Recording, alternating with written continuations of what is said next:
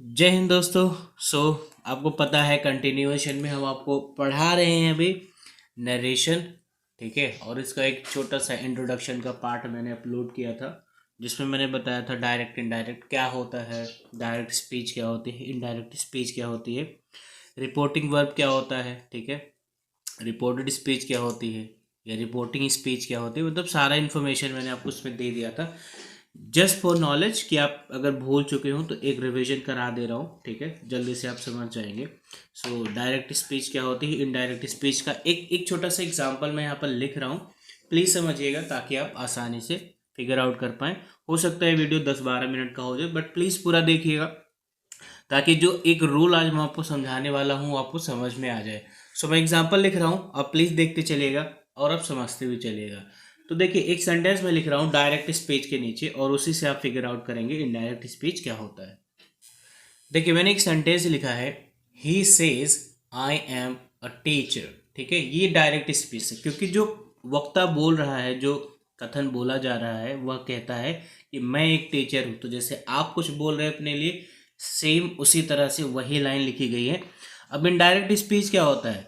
Indirect speech होता है कथन बदल जाएगा लेकिन उसका मतलब वही रहेगा। मतलब ये जो लाइनों में वर्ड्स लिखे हैं ये बदल जाएंगे लेकिन मतलब उसका वही रहेगा। तो आज मैं आपको ये भी नहीं समझा रहा हूँ इसमें कौन सा नियम लग रहा है बदलने के लिए, बस इतना समझाऊंगा कि ये इनडायरेक्ट स्पीच और डायरेक्ट स्पीच में क्या डिफरेंसेस होते हैं। तो देखिए, अगर ये सेंटेंस ऐसे लिखा है और हमें इसका इनडायरेक्ट बनाना है तो हम बताएंगे ही सेज दैट हो जाएगा। अब मैंने आपको पहले ही बताया कि यहाँ पर अगर आई है तो अभी मैं आपको ये रूल नहीं बताने जा रहा हूँ कि ये आई कैसे चेंज हो, क्योंकि वो डे बाय डे हम करेंगे। लेकिन अब बस डायरेक्ट इनडायरेक्ट को समझिए।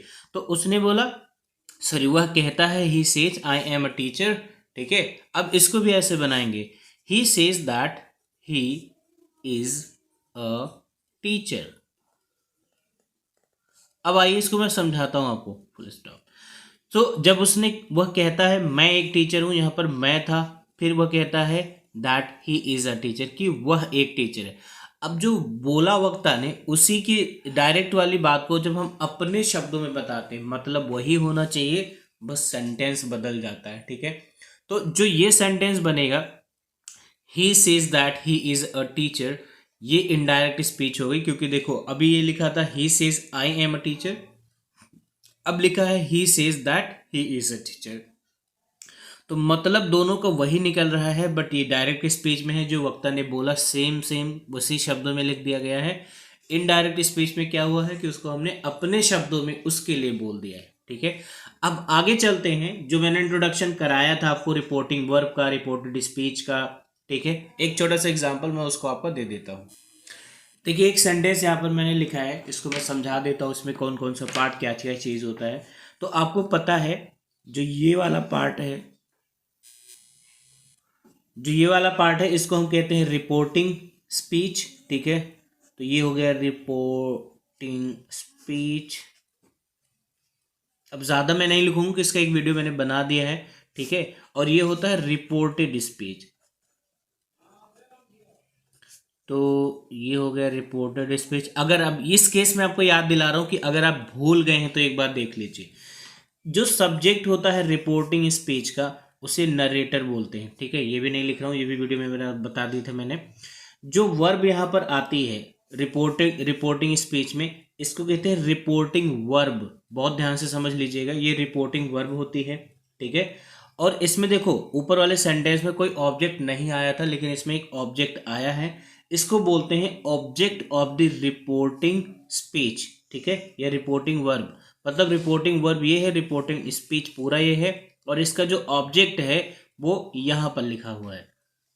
और इसको बोलेंगे, देखो ये तो सब्जेक्ट हो गया रिपोर्टेड स्पीच का, उससे हमें कोई फर्क पड़ता नहीं, उससे हमें कुछ लेना देना नहीं है। ठीक है, ये हो गया verb of the reported speech. तो जैसे ये है verb of the reporting speech, ऐसे है ये verb of the reported speech. ठीक है, ये उसका ऑब्जेक्ट है। इन सब से हमें कुछ नहीं करना है, कोई डिस्कशन नहीं करना है, क्योंकि इसकी वीडियो ऑलरेडी मैंने बना रखी है, तो ज़्यादा टाइम खराब नहीं करूँगा। ठीक है, अब चलते हैं हम टेंस की तरफ, किस तरह से टेंस चेंज होता है। ठीक है, सो मेनली आपको ये 5 तरह के सेंटेंसेस मिलेंगे जिसमें आप डायरेक्ट इनडायरेक्ट चेंज करते हैं। तो पहला है असर्टिव, जिसे हम कथनात्मक कहते हैं, कथनात्मक जो सीधा बोला जाएगा, सिंपल होगा। इंट्रोगेटिव, प्रश्नवाचक, जिसमें इंट्रोगेटिव का साइन लगा होता है, प्रश्न आप पूछते हैं। इम्परेटिव, आज्ञा सूचक होता है, जिसमें आप कहते हैं बैठ जाओ, खड़े हो जाओ, आ जाओ, वहाँ जाओ, ये सब। एक्सक्लेमेटरी होता है विस्मयादि बोधक, जिसमें आप कुछ हर्ष, प्रसन्नता, दुख ये व्यक्त करते हैं। और ऑप्टेटिव होता है इच्छा बोधक, जिसमें किसी प्रकार की कामना हो या इच्छा हो, ठीक है। जैसे भगवान करे आप सफल हो जाएं तो आप भगवान से कामना कर रहे हैं, ठीक है। तो ये 5 तरह के सेंटेंसेस हैं जिनको हमें फ्रेम करना होगा, जिन्हें हमें समझना होगा। अब आगे देखते हैं, इसमें एक जनरल रूल है और एक स्पेशल रूल होगा। तो अभी जनरल रूल की बात करते हैं कि जनरल नियम क्या होते हैं। तो जो जनरल नियम है वो पहला है चेंज ऑफ टेंस, ठीक है, मतलब टेंस में बदलाव आएगा। दूसरा है change of person, first person, second person, third person. इसका एक चार्ट मैं बनाने वाला हूँ, ठीक है। अगली वीडियो में आपको बना के दिखाऊंगा कि कौन सा पर्सन किसके अकॉर्डिंग कैसे चेंज होता है, ठीक है। बट अभी हम इसमें नहीं कर रहे हैं। फिर है change of other part of speech. जो स्पीच होगा, मतलब जो रिपोर्टेड स्पीच होगी, उसमें और भी पार्ट आएंगे। जैसे अगर आ गया यस्टरडे आ गया, ठीक है, नाउ आ गया, तो उन भी पार्ट्स को भी चेंज करना होता है। इस वजह से इसमें दिया गया है change of other parts of the speech. अब आते हैं चेंज ऑफ टेंस में। पहली चीज देखते हैं जो बहुत इंपॉर्टेंट है, प्लीज समझिएगा, अगर नहीं समझ पाएंगे तो ये मिस हो जाएगा आपका। देखिए पहला लिखा है इसमें, रूल नंबर 1, अगर रिपोर्टिंग वर्ब प्रेजेंट या फ्यूचर टेंस में हो तो इनडायरेक्ट स्पीच के टेंस में कोई चेंज नहीं होता है। अब इसको ध्यान से सुनिए। अभी जब मैंने आपको रिपोर्टिंग स्पीच और रिपोर्टेड स्पीच 2 चीज़ें बताई थी, तो उसको एक बार मैं आपको दिखा के बता रहा हूँ ताकि आप आसानी से समझ जाए, ठीक है। और नीचे देखिए एक एग्जाम्पल भी मैंने लिखा है। आप अगर ध्यान से देखिए तो यहाँ पर मैंने 2 चीज़ें लिखी हैं कि इसमें किस तरह का चेंज होगा या किस तरह का चेंज नहीं होगा। सो जस्ट फॉर एग्जाम्पल, यहाँ पर देखिए लिखा है राम सेज, ठीक है, और ये है प्रेजेंट टेंस का इंडेफिनिट पार्ट है। और नीचे लिखा ही विल से, ये फ्यूचर का इंडेफिनिट पार्ट है। और ये नियम क्या कहता है, अगर रिपोर्टिंग वर्ब, तो हमारा रिपोर्टिंग वर्ब यही होता है, ये होता है रिपोर्टेड स्पीच।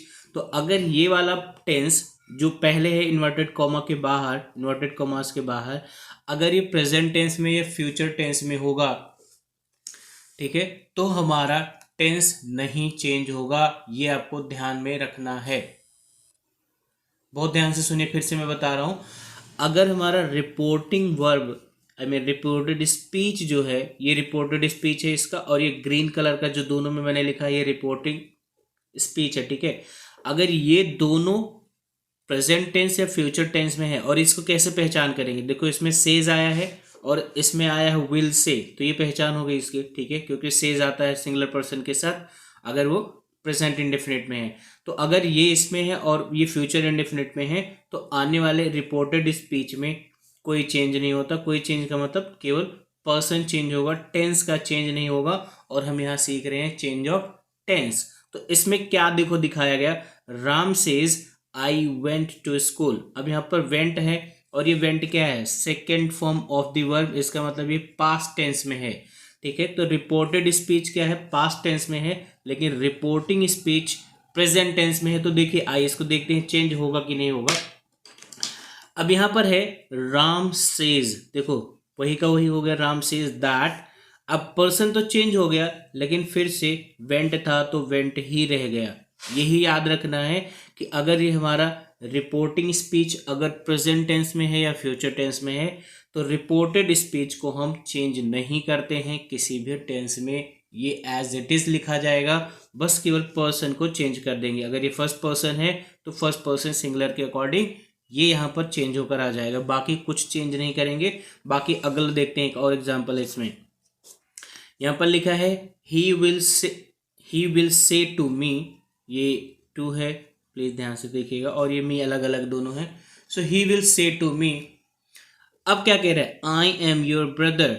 अब फिर से बोला, देखो यहाँ पर लिखा था प्रेजेंट या फ्यूचर में अगर होगा तो हम इसको चेंज नहीं करेंगे किसी भी कंडीशन में, बस पर्सन चेंज हो जाएगा, इसके अलावा कुछ भी चेंज नहीं होता है। तो यहाँ पर लिखा ही विल टेल मी। तो देखो यहाँ पर टेल और से में अंतर क्या है, जब इसके साथ कोई ऑब्जेक्ट रहेगा, जैसे राम सेज टू मी, तो टू मी जो है वो ऑब्जेक्ट है, ठीक है। ये अभी मैंने आपको बताया था, रिपोर्टर, रिपोर्टिंग वर्ब, ठीक है, verb of the reporting speech वाले पार्ट में ये सब सारा समझाया था मैंने आपको। सो ये क्या कह रहे हैं, यहाँ पर एक ऑब्जेक्ट भी दिया है, तो जहां ऑब्जेक्ट दिया रहेगा वर्ब के साथ उसको हम टेल में बदलते हैं, जहां नहीं दिया रहेगा वो एज इट इज लिखा जाएगा, ठीक है। ये सारी रूल मैं आपको समझाऊंगा, अभी आपको थोड़ा सा अटपटा लगेगा क्योंकि हम नया नया समझ रहे हैं, पहली बार समझ रहे हैं, तो थोड़ा सा मुश्किल लगता है। So he will tell me that, अब देखो आई था, आई का ही हो गया था, ये मैं भी बताऊंगा कैसे चेंज होता है, बट अभी नहीं, अभी केवल समझते चलिए कि ये जो नियम कह रहा है, नियम को हम समझ लें, रूल क्या है इसको समझ लें, बस ऑल। So he will say to me, तो he will tell me that I am your brother, he is, अब योर देखो मैंने कहा था ना कि अगर इसमें जिसे ये चीज मैंने जो आपको बताई थी, change of the other parts of the speech, ये भी तो बताया था, change of the other parts of the speech, तो इसमें जो change of the other parts of the speech है वो यही है, देखो यहाँ पर योर आया था, अब आई के हिसाब से योर ब्रदर आया था, तो ही के हिसाब से माई फ्रेंड हो जाएगा। ये जब हम टेंस करेंगे, चार्ट में आपको दिखाऊंगा, तो आपको खुद ब खुद समझ में आता जाएगा कि कौन से के साथ किसका चेंज होगा, कैसे चेंज होगा, ठीक है। सो आइए इसको देखते हैं, he will tell me that he is my friend, बस इतना सा ही इसमें समझना था। पहले रूल में जब अगर रिपोर्टिंग स्पीच प्रेजेंट टेंस या फ्यूचर टेंस में हो तो उसके टेंस में कोई चेंज नहीं किया जाता है। एक बार आप पूरा वीडियो देखिएगा, अगर एक बार में आपको नहीं समझ में आता रिपीट करिए, क्योंकि देखिए जितना आप समझ जाएंगे, पहला नियम हो चाहे दूसरा नियम हो, एक ही बार इसको समझना है, चाहे 10 मिनट में समझ जाए, चाहे एक बार में, 1 सेकेंड में, 1 मिनट में बोल दे और उससे समझ जाइए। So it depends on you कि आप कैसे ट्राई कर रहे हैं, किस तरह से समझने की कोशिश कर रहे हैं, ठीक है। सो अगर नहीं समझ में आया है प्लीज़ कमेंट्स में बताइएगा, मैं आपको अलग तरीके से भी समझाने की कोशिश करूंगा, लेकिन इस रूल नंबर 1 को याद रखिएगा कि अगर वो प्रेजेंट या फ्यूचर टेंस में है इसका रिपोर्टिंग वर्ब, तो रिपोर्टेड स्पीच में कोई चेंज नहीं होता है, टेंस में नहीं चेंज होता, बाकी पर्सन और अदर पार्ट में चेंज होगा, ठीक है। तो मिलते हैं अगली वीडियो के साथ, तब तक के लिए जय हिंद दोस्तों। प्लीज़ सब्सक्राइब कर लीजिए, please watch complete video, please like and share them as well. Thank you so much, अभी तक जितना सपोर्ट आपने मुझे दिया है इसके लिए बहुत बहुत धन्यवाद। आपका दिन शुभ हो, आप बहुत खुशहाल रहें। Thank you so much, bye.